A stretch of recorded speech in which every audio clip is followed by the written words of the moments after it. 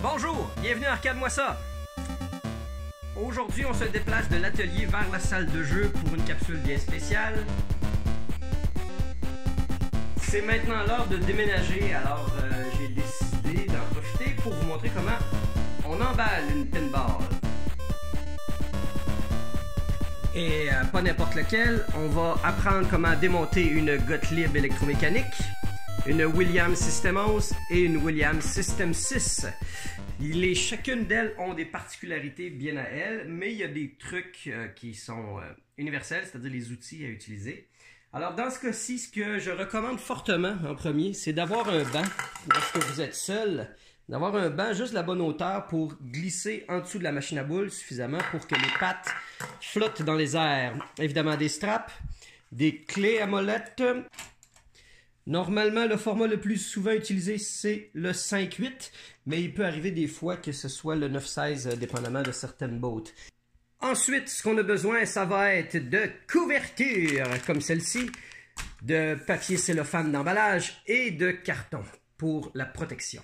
Alors, sans plus tarder, première étape, on éteint la machine, on la débranche, on ouvre la coin door, on déverrouille la lock down bar,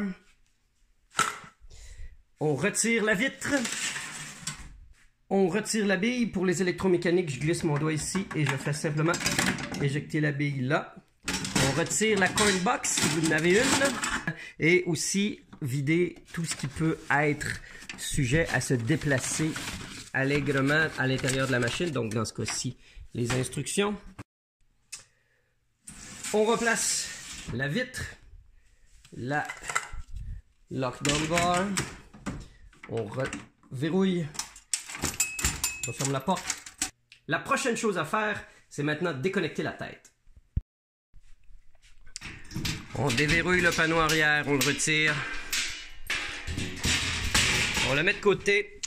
Maintenant, ce sont des connecteurs ici qui sont des huets qu'on n'utilise plus, donc plusieurs personnes se demandent si ça s'enlève. Eh bien oui, il s'agit de tirer dessus, ça s'appelle des Jones Lug et c'est très important de défaire ça. C'est déjà arrivé de trouver des machines avec des couettes de fil carrément coupées parce que les gens ne savaient pas que ça se retirait. Alors, pour un joueur, il y a uniquement 3 connecteurs à défaire et la prochaine étape maintenant, c'est de desserrer les 4 vis de la tête. On met les 4 vis dans la coin box pour éviter de les perdre. Par la suite, avant de déplacer la tête, on va préparer un peu le terrain. Quand je dis préparer le terrain, c'est d'abord mettre une couverture, puis un morceau de carton sur lequel je vais déposer la tête. Et la tête, d'ailleurs, que j'ai remis le panneau arrière, il va sans dire. Alors, voyons voir comment j'installe tout ça là-dessus. Je dépose la tête sur une des extrémités du carton et je replie l'autre vers l'avant pour protéger simplement le bac-glace. Là, ce qui est possible, c'est de mettre justement du ruban ici en arrière, sauf que ça peut peut-être affecter justement la peinture du cabinet. Alors, ce que je vais utiliser, c'est essentiellement le cellophane enveloppant comme celui-là. Une fois emballé, ça ressemble à ça. Une bonne étape de fait. Maintenant, on commence à démonter les pattes arrière de la machine. On prend le cordon et on le fait glisser en entier à l'intérieur du cabinet. J'ai soulevé le cabinet, je l'ai installé sur le banc. Je suis maintenant en mesure de dévisser. Maintenant que c'est fait, on soutient le cabinet par le trou pendant qu'on enlève le banc et qu'on dépose la machine sur le dos. La machine sur le dos, on finit de retirer les bottes. J'en profite aussi pour montrer mon beau petit hack porte-gobelet. Ça, j'ai acheté ça dans un magasin de chasse et pêche ici à Québec qui s'appelle La Tulipe. Ce sont des porte-canettes de liqueur ou de boissons gazeuses qui... ce porte-gobelet-là est fait pour s'accrocher sur le bord d'un bateau, d'une chaloupe. Normalement, il y a un petit rebord de plastique qui permet de le mettre. Alors, je vais vous montrer ça. Normalement, il y a un petit rebord de plastique juste ici qui permet de l'accrocher sur le bord du bateau. Moi, ce que je fais, c'est que je perce un trou et j'enlève le petit rebord de plastique. Et c'est vraiment pas cher, hein? C'est 4 piastres. Ça permet de faire un beau petit support rétractable pour les canettes. Maintenant que c'est fait, on met encore une fois tout ça dans la coin box. OK, et on emballe les pâtes. Je vous montre comment. Ça va peut-être être difficile à présenter avec juste une main, mais je me tire un ruban, une portion de cellophane de cette façon, et je prends une pâte, je la glisse dans le cellophane et je la fais glisser dedans de cette façon. Allez, comme ça. Je fais à peine un tour ou deux. Et une fois que c'est fait, et bien j'insère une autre pâte. Et hey, je viens de foutre un beau bordel avec mon affaire, moi. Alors je vous montre ça. Une fois qu'on a terminé d'enrouler une pâte, on en fait une deuxième, troisième, quatrième et on se ramasse avec un beau paquet de pâtes protégé et emballé et surtout facile à transporter. Emballons maintenant le cabinet. Une fois que le cabinet est sur le dos, je mets la couverture sur le dessus, je l'enroule de cellophane. C'est essentiellement pour protéger le dos et éviter qu'il se fasse maganer lors du transport par le diable, puis aussi protéger le dessus de la machine des intempéries au besoin. Maintenant que ça est terminé, on va y aller avec la Alien Poker. Donc, Alien Poker, même étape. Corn door, lockdown, vitre, bille. On sort le matos. On referme. Lockdown. Verrouillage. Corn door. Clé. Et on s'attaque à la tête. C'est fascinant de voir à travers les âges de construction de machines à boules en fonction des manufacturiers les différentes façons qu'ils ont utilisées pour verrouiller le bac-glace. Dans le cas de la Alien Poker, le verrou est ici. Un peu plus tard, il y a des Bally qui l'avaient là. Il y a les Gottlieb System 1 qui les avaient sur le côté là. Les WPC et tout, Williams et Bally, c'est devenu par ici dans les années 90. À un autre moment donné, c'était sur le dessus. Il y a eu des Data East aussi qui étaient en haut ici. Bref, la serrure s'est promenée sur la tête d'une machine à boules à l'autre, c'est fou. Dans ce cas-ci, le bac-glace n'est pas verrouillé. On le soulève et on le dispose à un endroit sécuritaire. Une fois retiré le bac-glace, on a accès à soulever le loquet, ouvrir le panneau. Dans les premières qu'on peut faire facilement, il y a évidemment le ground qu'on va dévisser. Vous aurez remarqué, si vous avez une System 6, vous aussi, que ce n'est pas exactement le même board. Ce qu'on a ici, c'est le Rotten Dog Amusement MPU 327. Normalement, il y a deux boards, un par-dessus l'autre, avec le Infamous Interconnection qui cause beaucoup de problèmes. Rotten Dog en ont fait, en fin de compte, une autre version qui fait en sorte que tout est résumé sur un seul board. C'est beaucoup plus stable, beaucoup plus solide. Pour déconnecter une System 6, c'est quand même assez bien fait. On n'a pas besoin de tout connecter ce qu'il y a sur les boards. Il y a en fin de compte des couettes avec des connecteurs principaux qui, eux, vont dans le fond de la caisse. Alors, il s'agit en fin de compte de déconnecter ces fameux connecteurs et ça permet d'enfiler en fin de compte toutes les couettes à l'intérieur du cabinet. Les seuls connecteurs qui ont besoin peut-être d'être défaits du board, c'est celui du haut-parleur du fond de caisse qui, lui, ne semble pas avoir de connecteur principal et bien sûr le ground ici que j'ai dévissé. Alors, une fois que c'est fait, comme l'électromécanique, on a des vis ici à défaire. Il y en a seulement deux. Une fois que les vis sont enlevées, on se dépêche de remettre le panneau et de le verrouiller parce que ne serait-ce juste avoir le panneau ouvert peut créer un débalancement de poids et faire en sorte que la tête va avoir tendance à tomber. Alors, on la referme pour être sûr qu'elle reste en équilibre et puis après ça, on la déplace. Je crois qu'à partir de maintenant, vous avez une bonne idée de la tournure des événements. C'est-à-dire, on va débrancher la machine, insérer le fil dans le cabinet. On va glisser le banc sous la machine, enlever les pattes, la mettre sur le dos, enlever les autres pattes, emballer. Bref, rinse and repeat. Je vous reviens avec la System 11. Pour la Swords of Fury maintenant, on est rendu à démonter. Vous savez sensiblement toutes les étapes, donc la corn door, les billes, la vitre, blablabla. Bla, bla, bla, bla. Mais je dirais qu'avant toute chose, avant de m'embarquer sur le démontage, je suis emprunt d'un petit moment de mélancolie. Ça va être ma dernière partie de machine à boules dans ma maison avant le déménagement. Alors j'ai envie que ce soit maintenant sur la Swords of Fury. Alors faisons dès aujourd'hui la nostalgie de demain.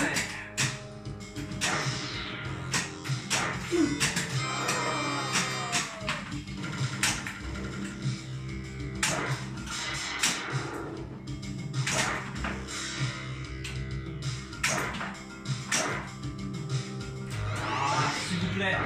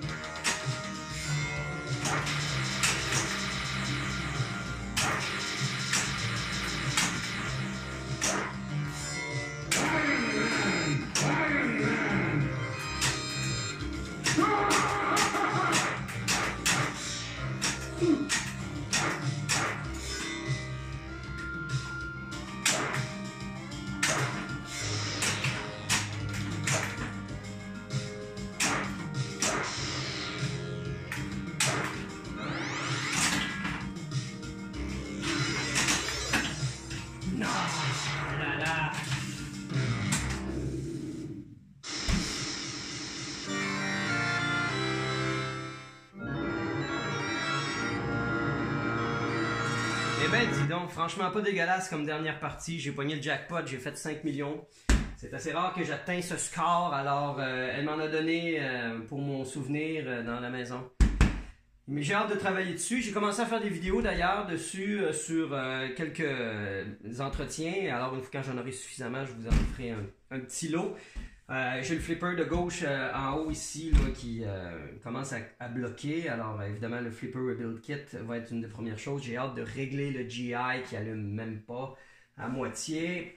Et puis le fameux fil qui pend dans l'afficheur ici. En tout cas le segment qui manque aussi. En tout cas, bref, beaucoup de petits travail à faire dessus, mais la musique, hein? La musique de cette game-là est incroyable. Taboire. Ok, c'est l'heure maintenant de fermer pour une dernière fois une machine ici. On emballe. Quand on a ouvert la corn door, pour être capable de retirer les billes, moi ce que je fais, j'y vais à la main et j'active le petit lever ici qui éjecte la bille. Alors je l'active à la main et ça permet de faire sortir les billes. Il en reste une. Et voilà. Alors ça me fait plaisir de vous partager ce truc parce que c'est tellement important de les enlever avant de soulever la machine. Rendu à la tête maintenant, comme j'en parlais un peu plus tôt, on déverrouille le back-glass et on le soulève. Oui, quand je dis back-glass, c'est bel et bien un back-glass car c'est mon back-glass custom en vitre. J'y fais très attention, je le dispose de façon sécuritaire. Maintenant que ça c'est fait, on est en mesure d'ouvrir le panneau. Je n'ai peut-être pas besoin d'ouvrir celui-là du dessus, mais bon, je suis en forme. Alors, on soulève un peu. Eh mon Dieu, qu'est-ce qui se passe avec lui? Pourquoi il est tout pogné? Le fil a jammé dans le speaker. OK. Alors, on peut enlever maintenant le front panel. Et moi, j'utilise des leg levelers quand j'ai... Parce que normalement, c'est des bottes papillons qu'on peut tourner en ce sens-là. Ça prend des bottes papillons de 4 pouces à peu près pour des systèmes 11. Pour des WPC, je pense que c'est uniquement 3 pouces. Et je suis incapable de trouver des papillons de 4 pouces, seulement de 3. Alors, j'utilise des leg levelers, tout simplement, pour être capable de visser ma tête. Je vous épargne tout le processus de dévissage. Maintenant que c'est dévissé, je remets le speaker panel, je ferme le panneau et on serait rendu à remettre le back-glass, le verrouiller, car il faut qu'il soit là pour le transport. Maintenant qu'il est en place, je le verrouille. Par la suite, on défait le loquet qui est juste ici. Et on fait descendre très tranquillement la tête sur la machine. Et préalablement, on a mis un morceau de carton pour éviter que la tête vienne à bosser les rails qui sont juste ici. Parce que, vous allez le comprendre finalement, à partir du milieu des années 80, les machines à boules avaient maintenant la tête vissée sur le reste du cabinet et ne se détachaient plus comme c'était le cas auparavant, donc comme j'ai eu à le faire avec la Alien Poker et la Centigrade. C'est juste plus long quand on est seul. Il s'agit en fin de compte de mettre le fameux rouleau de cellophane tout le tour pour maintenir la tête en place lorsqu'on va redresser la machine sur le dos. J'oubliais de mentionner quelque chose de très important. Au moment de descendre la tête, il faut vraiment s'assurer que les couettes de fil suivent toutes très facilement, qu'il n'y a rien de tendu. Parce que s'il y a une couette de fil qui est trop courte ou prise à quelque part, ça va créer une tension sur les connecteurs des boards. Ça peut justement péter des connecteurs. Alors c'est pour ça des fois que vous avez une machine qui, hop, ça fonctionnait avant le transport et rendu au transport, ça ne fonctionne plus. Ça peut être une des causes du bris. Bon, une fois que c'est fait, les systèmes 11, eux, ont un fil d'alimentation qui se réinsère comme ça, petit à petit, à l'intérieur de la machine. Une fois que c'est fait, on met la machine sur le tabouret et on dévisse les pattes. J'ai mis une couverture plus une strap tout le tour pour être sûr de bien tenir la tête pendant le transport. Je ne trosse pas le cellophane tant que ça et puis la couverture fait un peu de protection. Alors voilà ce qui termine maintenant l'emballage de 3 machines à boules. Gottlieb, Williams. Merci d'être à l'écoute et on se dit à très bientôt. Normalement, la prochaine capsule, ça va être un nouvel atelier. On a hâte. Allez, à plus.